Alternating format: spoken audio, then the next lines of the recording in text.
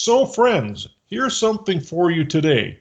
We're going to go through these abbreviation lists in the cuff checklists, and we're going to show you what some of these abbreviations mean. So let's get into it. Yeah, we have reg or reg, means drink lots of OJ. Strat, meaning low clouds must be in the scene. Pat ground, hit your old Grandoon, and the old Grandoon, it was an old comic strip. Subfloor, under posy, which means something's buried under there. And then XLN is Mr. Lincoln's ex-wife. BLK is bilevel potassium. BTW is big, tall woman. CRA is loco moon person, which means a crazy moon person. Dynam, maybe a letter from Farouk. And we got to remember that one because Dynam's in a few spots. Farouk Al-Bez, he was the one who did all of the time management, and he was also giving them instructions on using the cameras at the same time. He was also in geology. A long can and a short can. A long can actually refers to the length of film for the DAC camera. The long can is a 12-minute film. The short can is a 4-minute film. But in this abbreviation list, they're listing it as Coors or Pabst Blue Ribbon beer. And then DBL means damn big lock. And in brackets, it has Chinese. So they must have had somebody that was from China that had locked something up for them. OTC on the can. So it says OTC on the can, see REG. Let's look up at REG, and it says drink lots of OJ, which is going to make you what? Go to the can. And then submantle looks like subfloor. And we'll pull up from the press kit the floor for that. And then light mantle looks like submantle. Dark mantle looks like light mantle. Very dark mantle looks like dark mantle. Summary equals it all looks the same. They're making a joke of all of the stuff. And the thing is to be able to dissect where you see these different instructions here within it. Light mantle, terminus, dynamic means must be a letter from Farouk. And then we'll look down and see what reg, drink, and then drink lots of OJ. And then Stonewall, OTC, on the can. Drink lots of OJ and go to the can. Got a letter from Farouk. Then you have light mantle and another variant, and there's no short form for those variants in there. But as you go through here, they keep referring to the light mantle and the different forms. I think they were creating images in the rocks, a variety of images in the rocks for people to look at. Or it could be a variety of forms, literally the forms, the set that they're putting up are forms. You know, yes. When you're doing a foundation, the forms for the set. Because we have them, showing them, putting them up. So it could be that too. It's hard to know. Yeah, and then you have the light mantle and then the massive. We need that. Yeah, because you have the subfloor, you have the mantle, you have all that is there. And it's definitely in that Apollo 17 layout. Here we go with the schematic. The schematic view of Taurus littoral landing region. And so when you have light mantle / massive, it means that they're laying it on here, and you can see in here it's called talus. The subfloor, the light mantle, and you have talus is there to blend in these things. And you can see these arrows here.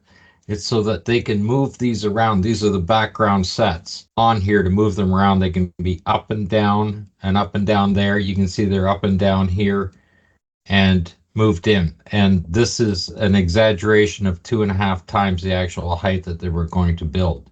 Here's something else of interest is that schematic layout here would actually fit perfectly right underneath that crane. And you would be able to just push all these walls into place and you have an instant moon set. Yeah, except in the case of Apollo 17, I think the set is much bigger than that. That'd be fine for Apollo 11 and 12. 17, it's going to be a lot larger. Yes, but they had 2 fields full of craters that were separate from each other. So that could have been at location number 2 where this was set up. Yeah, and I looked at this stuff in there with the grid pattern that they put in the press kit. When you pull up the diagram right here, it has the entire grid pattern. And if you put that down, that those are about 25 feet across, each one of them, then all of these craters work out to the size that are stated that those craters were. Well, then that would definitely be in crater field number 2. So when you look at this and this grid pattern that they're showing here, you're going to have about 1,000 feet wide and about 3,000 feet long, if those are 25 foot on the grid, because these craters, when they're stated in the transcript how large they are across, work out to approximately that size of that grid pattern. Anyway, we'll go back to this, the short forms here, and then you have the light mantle. Somebody's to rake it. You got a big, tall woman, local moon person to rake, and you have rake the talus here. The BLK here is relate the bi-level potassium in the talus here. You're raking it. Did they bring rakes along with them? No, or they even didn't one have rake? rakes. Yeah, there you go. This listing here, this abbreviation list, is like their own language that they have put into the cue cards so that they can make jokes, that they can do whatever, or they're stating what they're actually doing on the fake lunar set at Flagstaff. And in here, you have another variant. This means another letter from Farouk Dynam, maybe another letter from Farouk. He's giving them more instructions. And there's probably more abbreviations listed, but this is the only one that's in the cue cards. And you have stop at the big tall woman, local moon person at the scarp. Well, the scarp is the edge along the subfloor to the edge of the scarp. They call it a scarp or a massif. But if you look at this, it says stop big tall woman, crazy person at scarp. That's basically what it's saying, is stop the tall crazy woman at the scarp. So what's going on here? Is this tall crazy woman is the one raking all of this? They probably had somebody on the set doing stuff like that. And as you go through, you'll see a hole in the wall. Hole in the wall. We got to show that hole. On the Apollo 17, there's the hole in the thing. And of course, they're calling it forms. These are just built as forms, the walls, and another letter from Farouk. We can only assume that there was a whole lot of instructions from a letter from Farouk regarding the light mantle to the scarp, where this talus is being poured in on this section here. And here, at the scarp, you're on the can, right? The guy went over to take a leak right at the edge of the form, right at the edge of the structure. It's in here.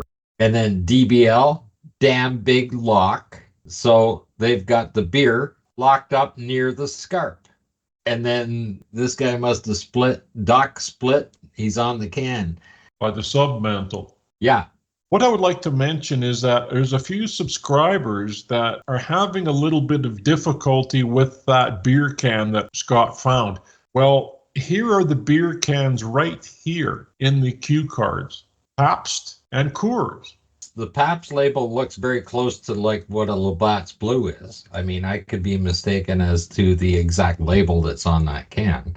But it's a beer can. Might not be a Labatt's beer can, but it definitely is a beer can. And here's the evidence of that, especially when they're talking about 2 different cans of beer right here in the cuff checklists. So I find that very interesting. Yeah, and if you think that's unusual, we'll just pull this one up because it says discard hockey stick. Hockey stick? Yeah, remove hockey stick, discard hockey stick. I mean, these guys were screwing around a lot of stuff. They weren't just golfing. Anyway, whatever these short forms were for, they were using it as their own personal language, and they were using it within the cue cards. We can't decipher it exactly. We're just showing you where it is within the cue cards.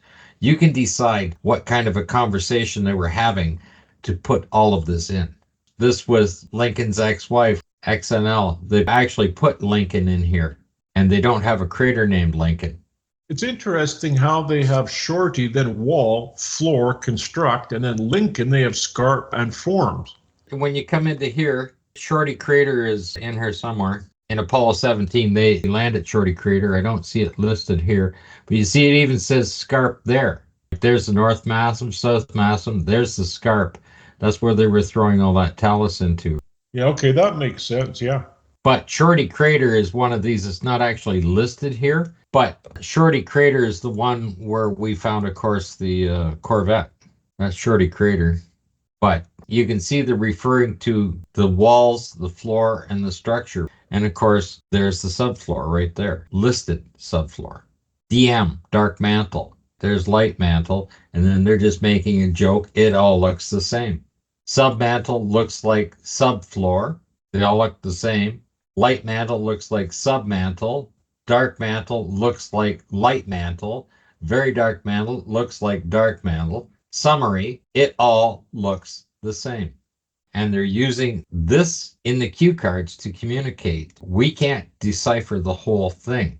But here again, you've got the crazy local moon person at the rim of the scarp. What's it doing in the cue cards? And don't forget, these cue cards were written months before they arrived, faked arriving at the moon. Here it is again. For the light mantle, you got the big tall woman, crazy moon person, raking the light mantle here.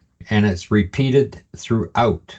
What I was thinking of is on a movie set, you have nicknames for people.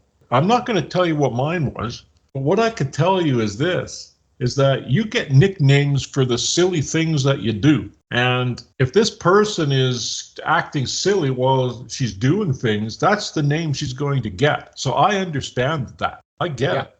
Anybody that's worked together with a group of people for a long time have their own language. Single words mean something completely different. But anyway, as we go through these, you'll see the different things with the subfloors. Old OJ, that's what that means. Old Regulus. See, Reg, drink lots of OJ. They got old OJ out there today. And I don't know what this little thing means either, but they put this together. I mean, this has nothing to do with anything.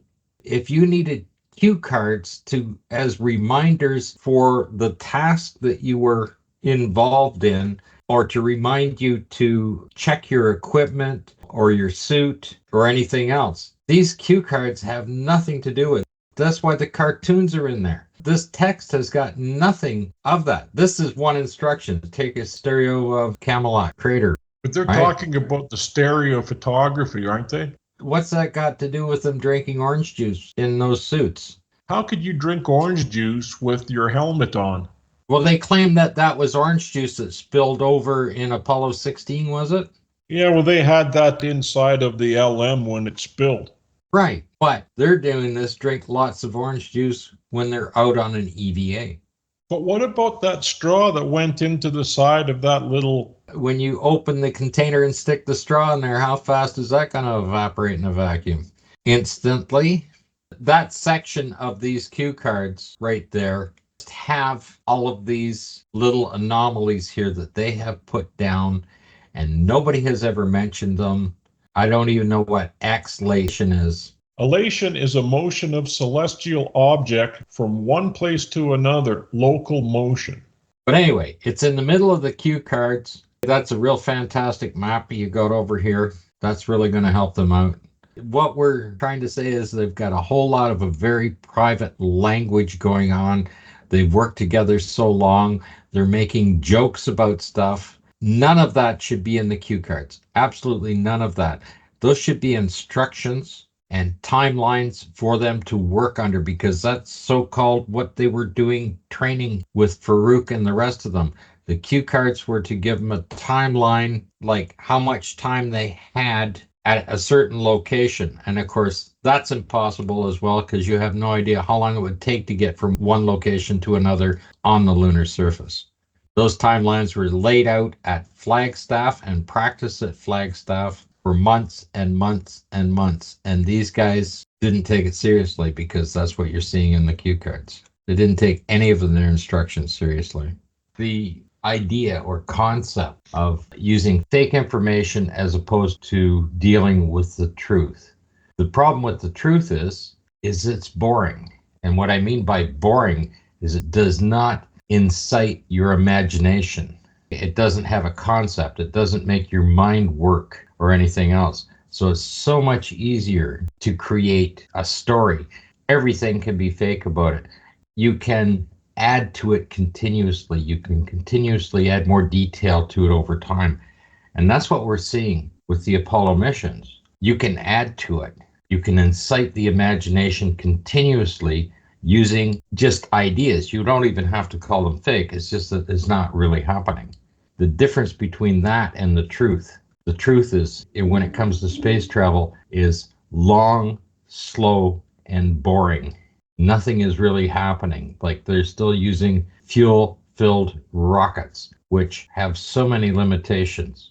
When you want to incite people's imagination when it comes to space travel, all you have to do is come up with these concepts, like the orbital mechanic concepts. None of them work, like the halo orbit, the elliptical stuff, the slingshot effect, everything else that they use for that. But because they suggested these ideas, they then claim that they have put them into action. Like, you take Voyager and it's using, 1 and 2. Oh, the slingshot idea of going out to this planet and accelerating using a slingshot to come out there, forgetting the fact that it's a concept. You're fighting the gravitational pull of the sun the entire way. Well, we don't need to discuss that. That's not part of their details. Anyway, there's the guy's name. I was listening to his talking about religion and politics and everything else during that. It's exactly the same thing. You don't have to have facts. You have to put a concept out, and if you repeat the concept often enough, it becomes reality in the minds of the people.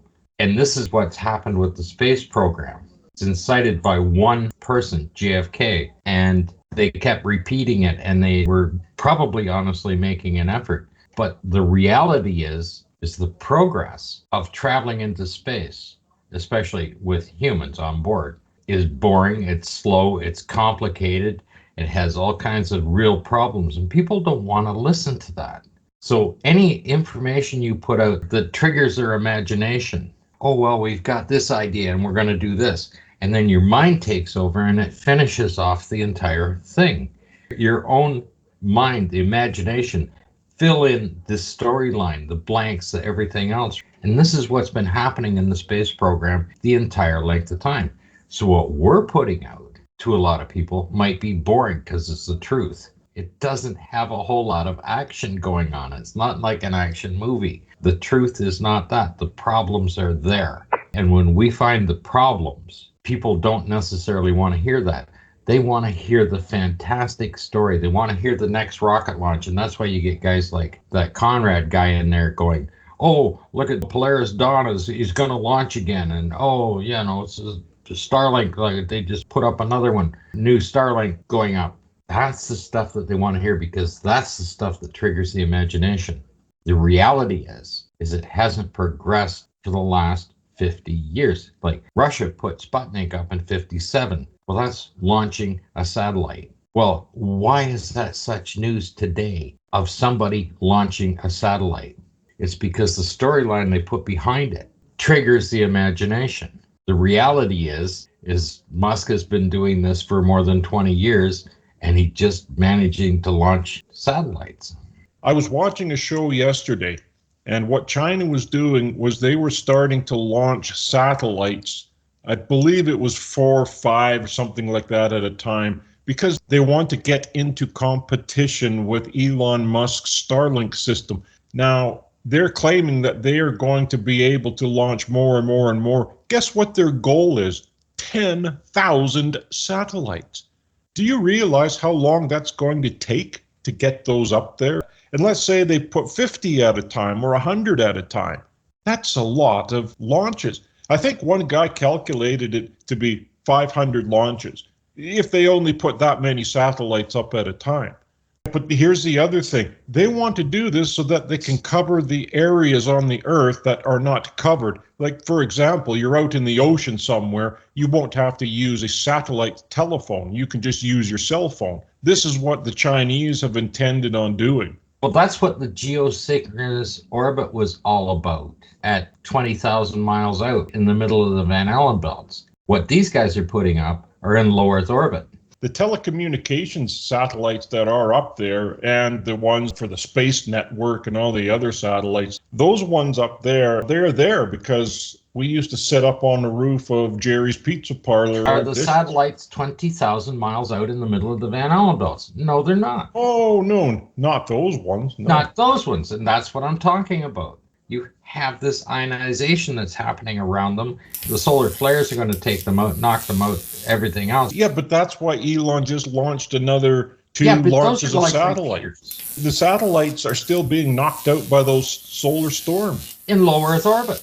Yeah, in low Earth orbit. Yeah, at 100 miles. Like I said, I'm listening to a man that was making an awful lot of sense on what the appeal of the general population is. Truth or fantasy. And fantasy has its own rewards because it triggers, it incites people, it gets them together, it gives them a purpose, it coordinates them much quicker than any amount of truth does, because truth is boring. Truth takes time. Like in space travel, the truth of space travel is going over many generations already. Fantasy can happen overnight. Yeah, but you see, you got to look at it realistically. These people are not going to be, for example, the investors aren't going to be investing millions and billions of dollars into putting up nothing that's just going to keep falling back to Earth without getting a return on it first.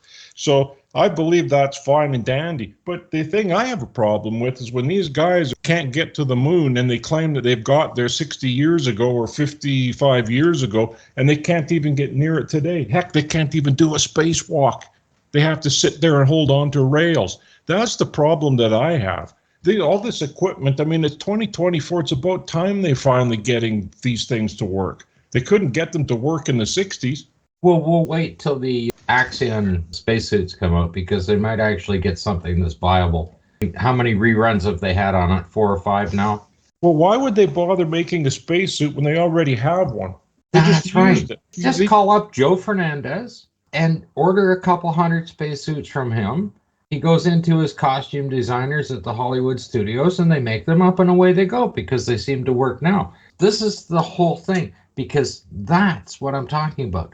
That triggers people's imagination. But why did it take such a short period of time to make these spacesuits? SpaceX has had them for a couple of years now. Look, those ones that SpaceX are using right now to go out there to do those spacewalks that they just did, which were not spacewalks, but let's give it to them anyway. He had those suits for a few years now. Yeah, but those they were in flight suits only. Then all of a sudden, you hook a pipe on it, now they're an outdoor suit. They didn't change. When he was sending them up to the ISS, those are the same suits that he's using. Those were flight suits indoors. They weren't designed to be out in space. No, not those ones. Right. And all he did is hook hose on the leg of it. Now it's an EVA suit instead of an IVA suit. He's had those suits now for a few years. So why are they still in competition? Axiom and Collins. Why are they still in competition to make spacesuits when these ones already worked a few years ago? It's easier to trigger the imagination on people and keep them active. Here, we got a spacesuit. We're going to do this. Right. The next version will be landing on Mars with them. Right, but now you have these investors. The investors want a return. Finally, they're getting a return on these suits. How come Axiom couldn't come up with one of these suits? Look they're in the 3rd or 4th generation spacesuit right now, and they still don't work. That's right. Now, and all of a sudden, Musk puts these suits on. The suits were made for more or less for flight suits. Now we see these things outside and spacewalks now. Those are motorcycle type helmets. So tell me something. I could see the seal in the front, but what about the seals that are on the pivots of the helmet? You're telling me even the seals at the front can't work because they're just rubber.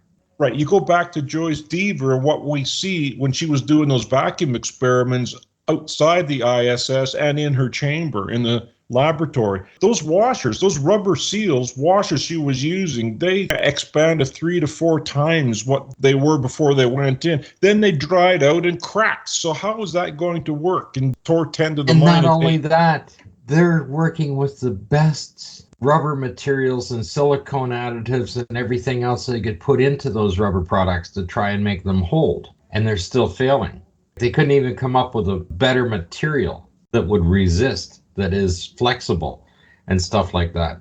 And that's what I said. The reality is it's troublesome and it's boring and it goes on for years without anything. To have an industry, to have people fund money into it, it has to be exciting. It has to trigger the imagination. And that's where Musk is working. You take a look at billionaires, the funding that's going into there is to trigger the imagination. Yeah, but it has to work in order for them to get a return on it. Eventually, it so-called has to work. And you see, Virgin Galactic got to the point where their program wasn't working well enough. And they weren't willing to just fake it and say, oh, here, we're flying around the world in low Earth orbit for tourists. And their program failed because people pulled the money out. Even Musk is such a large corporation that the money is still happening there within the stock market, the way it's trading in and out. That's a big trigger to keep it going. I like how they write some of this stuff. Flash fire aboard Apollo 204, Apollo 1. They don't say complex 34, it says 34. That's where the test was taking place. The reason why they put it up on top was they wanted to do a plugs out test, which means that they want to take everything that is externally connected to that capsule and they want to run everything on the actual equipment inside of it to test the whole thing to make sure it was going to work. They could do that on the shop floor. They didn't have to put it 200 feet in the air. No, that's the whole thing. Why would you do that? You think you would do that inside of a shop or inside of a hangar. You don't need to All put the it up rest there. of the tests were, even the ones that caught fire before and killed the animals that they put inside. You think with all those oxygen fires they had, which were 7 of them in total, 8 if you include Apollo 1, you think they after 7 calorific bombs that they produced, you think that they would say, hey, this doesn't work. We're going to stop it. Every animal they put in on board on those things when they were doing testing died. So on the 8th day, they said, let's put humans in there. I mean, it's in Ralph Renee's book. You see, even though they have a fire axe there, because you could see it laying on the floor, and that's the one with the pointed end on it. This was aluminum, friends. Why couldn't they have used the back end of that axe with the point on it to just hack their way through it? It was aluminum, for crying out loud. It was just thin aluminum. They should have had a chop saw out there just to buzz it right open if they needed it after that many times. But that's why they were 200 feet in the air, because you can't have hardly any people around you on that platform up there. You can't pull in with a truck, you can't do anything else, and you can't grab other equipment. You're 200 feet in the air with what you've got in your hands. 20 minutes to open the door should never happen, especially when the doors had explosive bolts designed into them. I think the only thing we're getting from this document is that it was premeditated. Yeah, it sure looks that way, doesn't it? I wonder if Scott Grissom has seen this. Probably. Any statements from he said it was quite intentional. He states quite clearly that it was murder and it was intentional. Problem is, they'll never prove it 100% beyond the shadow of a doubt. It would definitely keep the other astronauts in line to pull off the ruse. Well, it's certainly true that Scott Grissom, that's Gus Grissom's son, did examine the capsule. He got permission because it's away somewhere. It's not easily accessible. He examined it and he knew what he was looking for. And by the sound of it, he discovered what he was looking for, which was something that created the short circuit, which in turn created the spark, which ignited the oxygen, the pressurized oxygen. Did he not also say that the suits had cyanide gas injected into them? I didn't see that being reported, no. I've seen that a couple of times on there that to make sure that the astronaut, because if you have a fire inside the suit, if those suits were as good as they claim, even the explosion and impact wouldn't knock them out. I mean, it didn't knock the windows out when it exploded. The suit is protecting them. The suit is like a fire suit for them. Yeah, it They're going is. to be well protected on that. And I mean, they probably planned on the fact that the astronauts wouldn't die right away. They had to make sure that door stayed shut. Let's face it, if there's oxygen in the hoses going to the suit and that caught on fire, it's going to travel through the hoses into the suit and it's going to literally cook them in there. That's a separate container whatsoever, the fire that was inside the craft would have burned itself right out. They had to keep feeding that fire. You have a little flashbang in there, it burns all the oxygen, it just snuffs itself out. You're in a sealed container. They're inside a suit that has a sealed line to a air supply for them. Unless that particular piece was on fire, it would still just snuff itself out. Yeah, it would. That's a good point. The fire should have gone out. Even if there were other flammable things around, there would be no oxygen in the air. There's nothing flammable in that craft other than the casing on the wiring. There was Velcro, apparently. That wouldn't do a whole lot of damage. You're in a protective suit, basically a fire suit. Insulated to protect yourself against whatever. It can take all kinds of pressure. It can take meteorite impacts. It can do everything. These suits were impervious to everything. Yep. You couldn't get harmed in these suits. You could walk through that fire no problem and just walk right out of there. And I'm quite sure that they protected well enough for 3 to 4 minutes of intense fire before they got hot. Don't forget they got a cooling unit in there as well around their body. They've got a liquid cooled vest and stuff on them.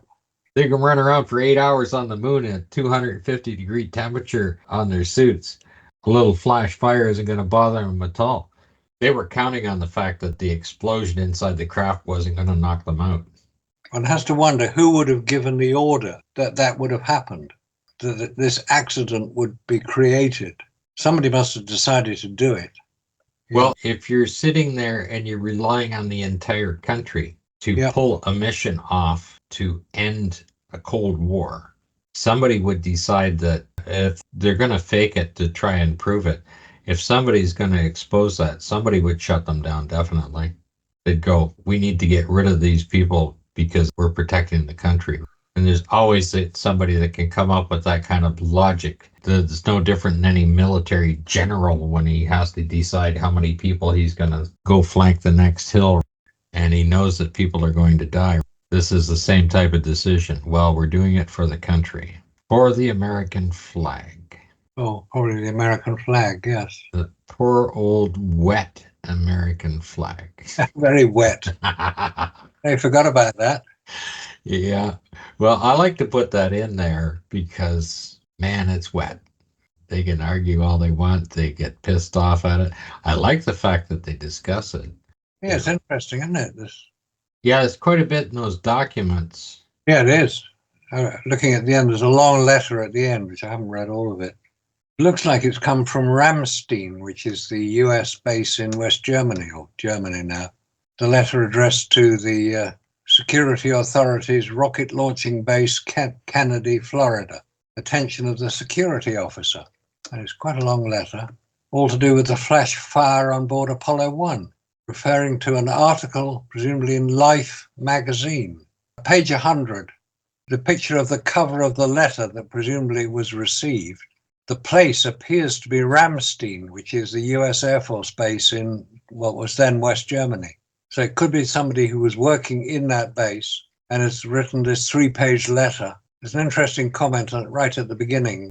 First of all, there is no such thing as coincidence, accident, or chance in the true sense of these words. Things just don't blow up by themselves by chance. This attitude has nothing to do with fatalism or any kind of religion.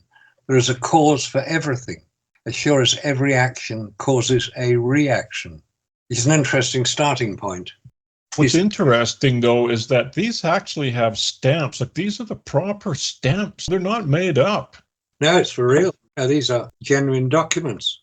There was obviously quite a lot of concern by people who did understand what they were talking about, that this wasn't an accident. Because he says there's no such thing as coincidence, accidents, or chance, which is correct, basically. Just that we don't know what the true cause was.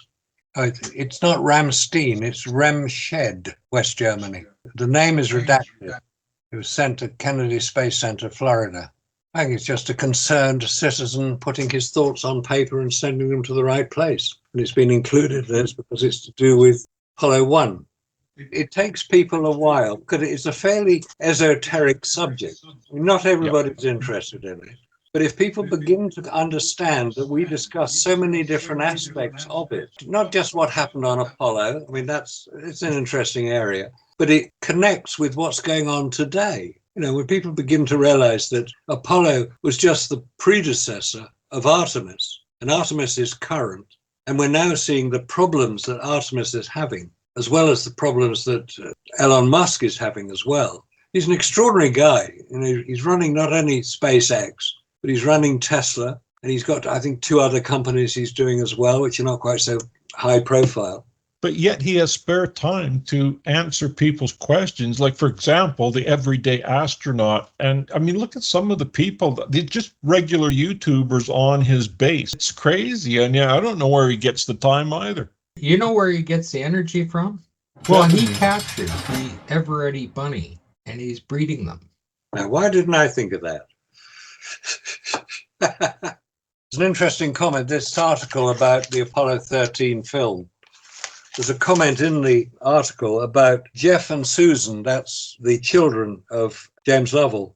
Jeff and Susan sigh at the burgeoning anti-science movement, moon landing conspiracists, and growing community of flat earthers. They say, we have a family rule never to speak about politics, but they both suspect that an angry world could take some lessons from the steely logical thinking and the team spirit shown by Apollo crews.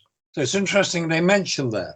Anti-science, moon landing conspiracists, and flat earth. The fact that they've put them all together indicates that it's becoming a problem with NASA. But lumping this, I mean, Apollo, it's science, black body radiation. You have the inverse square law you can use. There's all these different science principles. You cannot use that on flat Earth. So I wish people would stop comparing this to flat Earth. Yeah, it's a diversionary tactic.